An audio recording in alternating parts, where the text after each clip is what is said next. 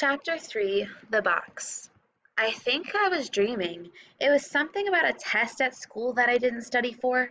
Then I woke up, and I sensed immediately that something was wrong. I felt lousy. I had a headache. My nose and throat were sore. But it was more than that. Something was different. My bed didn't feel right. My pillow didn't feel right. I felt sore all over. It was like I had run a marathon or something. But I didn't remember doing anything different before I went to sleep. I didn't remember going to Riverside Park with Zeke or anything about the train tracks. Not then. Not yet. Somebody was holding my right hand. That was strange. I was hesitant to open my eyes. They didn't want to open. It was like they had forgotten how to blink. I had to force them open.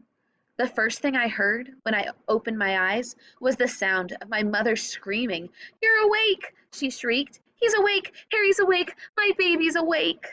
The next thing I knew, she was all over me, hugging and kissing me and crying tears of joy. "Harry's back!" she shouted. "Nurse! Nurse! Can you close the shades?" I mumbled, shielding my eyes.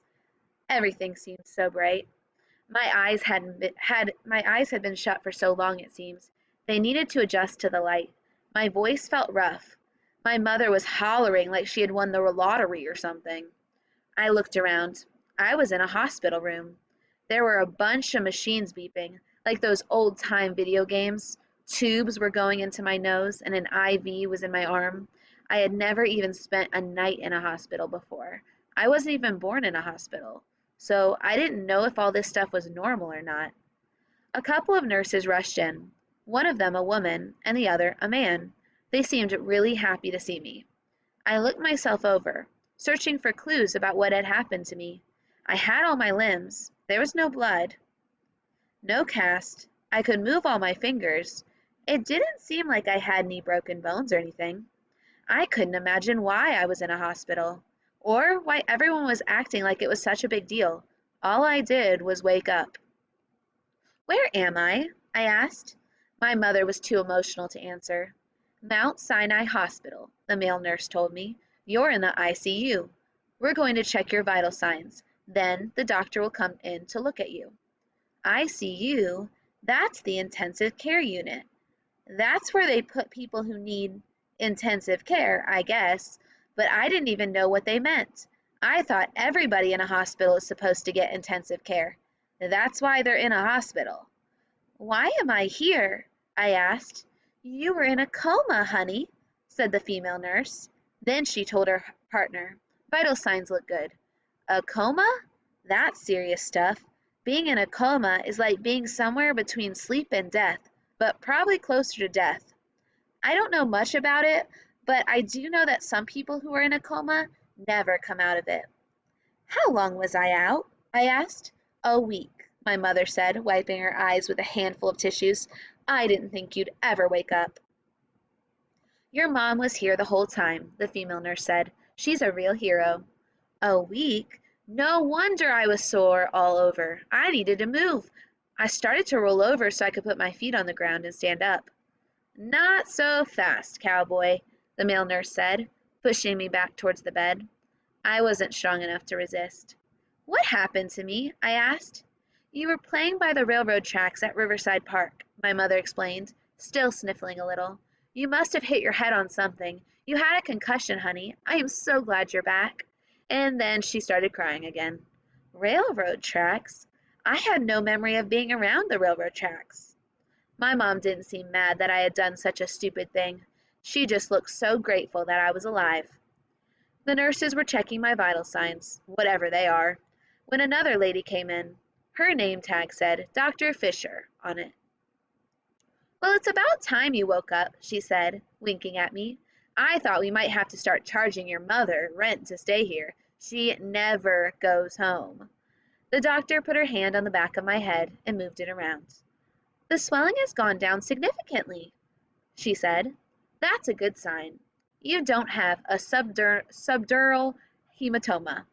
"That sounds scary," I said. "It is," the doctor replied. "How do you feel?" "Weak," I told her. "That's normal," she explained. You haven't moved your muscles in 7 days. The doctor shined a little flashlight in my eyes and asked me a bunch of questions any dope could answer. What year is it? Who is the President of the United States? How old are you? That sort of thing. I answered all of them. No problem. Then she told me a little bit about concussions. Apparently, a concussion means a stunning, damaging, or shattering effect from a hard blow to the head. Football players get them all the time, and it's a big controversy over whether kids should be allowed to play football. Are you hungry, Harry? The doctor asked. No. And then I asked, if I haven't eaten anything for a week, how come I'm not hungry? We've been giving you nutrition through the tube in your nose, the doctor told me. Eating through my nose? Gross. What kind of nutrition? I asked. A fluid with a balance of protein, carbs, fats, sugars, vitamins. It sounds disgusting. You're going to be just fine, Dr. Fisher said, writing something on a clipboard. So can I go home? I asked. I want you to stay here one more night, just so we can keep an eye on you, she said. You may have a little difficulty standing and walking at first. The physical therapist will talk to you about that. When you get home, I want you to take it easy for a few weeks. No sports, no parties, and let's just stay away from the railroad track, shall we? Okay. Any questions for me? The doctor asked.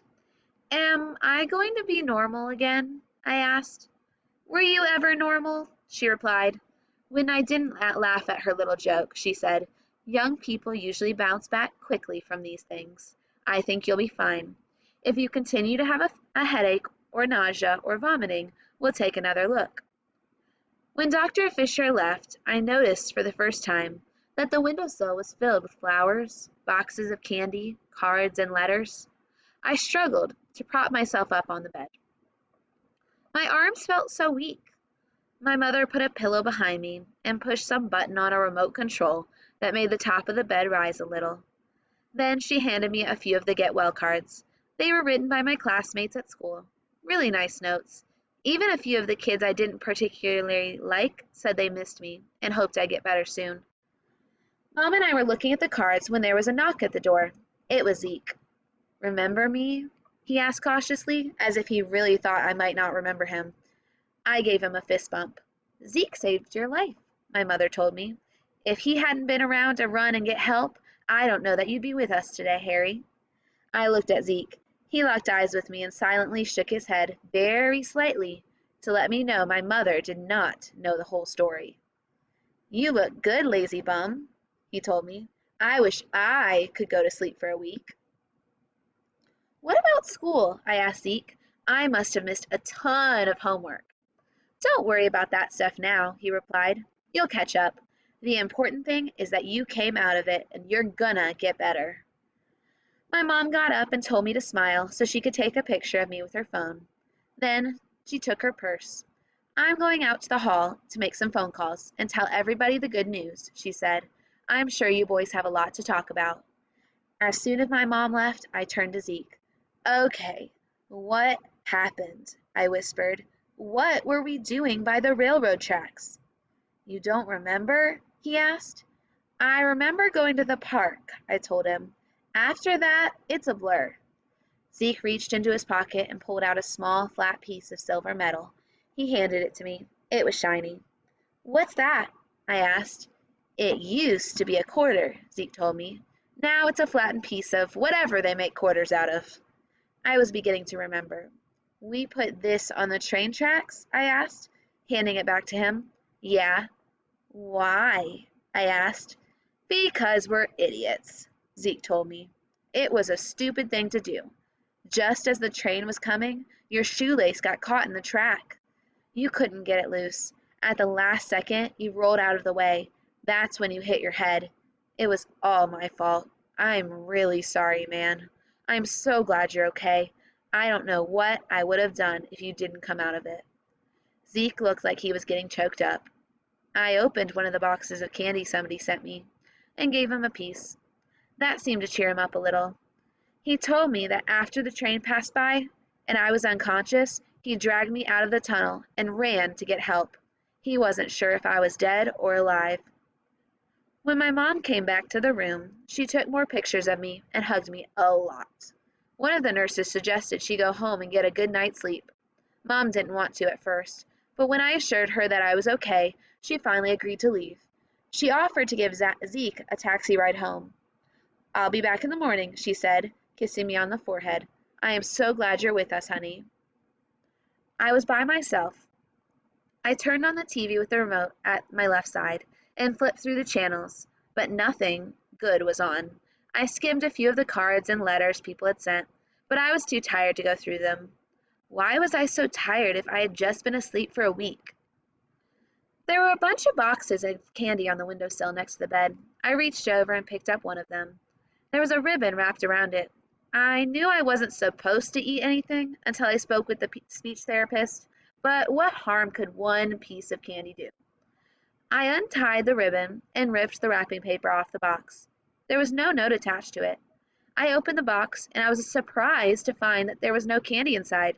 Instead, there was a cell phone. It was one of those old flip phones people used before everybody had smartphones. I wondered, why would someone give me a cell phone? All my friends know that my mom won't let me have one. They make fun of me about it all the time. And if they saw me using a flip phone, they'd make fun of me for that. The only reason I even know about flip phones is because I've seen them on old TV shows. One of the nurses came in to check on me. I slipped the phone under my pillow. I didn't want anyone to see it, and possibly let my mom know about it. The nurse looked at one of the beeping screens, and she said she was monitoring my blood oxygen level. She wrote something down and left the room. I reached under my pillow and pulled out the flip phone. Maybe it was a gag gift, I figured.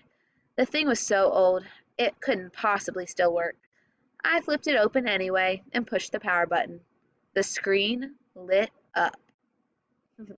End of chapter 3. Bye now.